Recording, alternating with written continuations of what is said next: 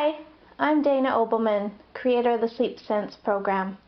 This week's question comes from Rose, and she writes, "My sister tells me all the time that I should be feeding my baby cereal before she goes to bed. Should I be doing this? Will it actually help her sleep better at night?"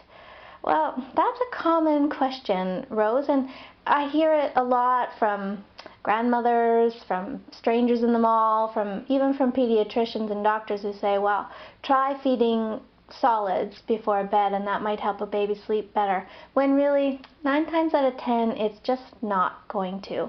The recommendation is that you don't start solids until 6 months because of allergies and various complications down the road. So feeding a baby solids before they're ready is probably going to be more problematic down the road than actually getting them to sleep better. And even when you look at the calorie count in a spoonful of cereal, it's only about 16 calories, so it's not really going to add a lot of bulk to the baby's stomach.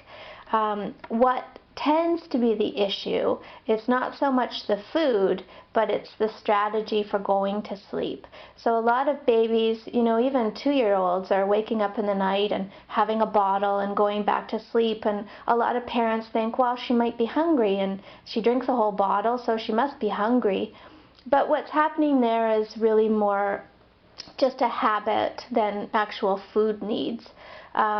The first few months of life, absolutely, it's very food-based, and a baby wakes because they're hungry, and of course you should feed them. But if you've got a baby who's 6 months and up, who's falling asleep at the breast or falling asleep with bottles, waking up through the night for more and more bottles, then it's really more the issue of how they're getting themselves to sleep. And falling asleep with a bottle or a soother in your mouth or a breast in your mouth is sort of your little vehicle into sleep. It's how the baby's getting themselves to sleep.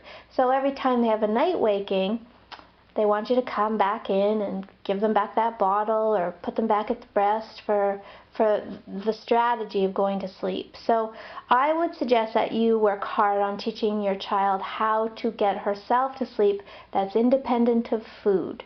So give her a feed before bed, absolutely, but make sure she stays awake through the feed and then goes into her crib awake so that she can start making the associations she needs for getting herself to sleep without relying on those external things.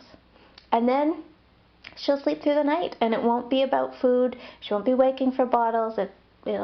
She'll have her own skills. She'll sleep through the night. Thanks for your question, Rose. Sleep well.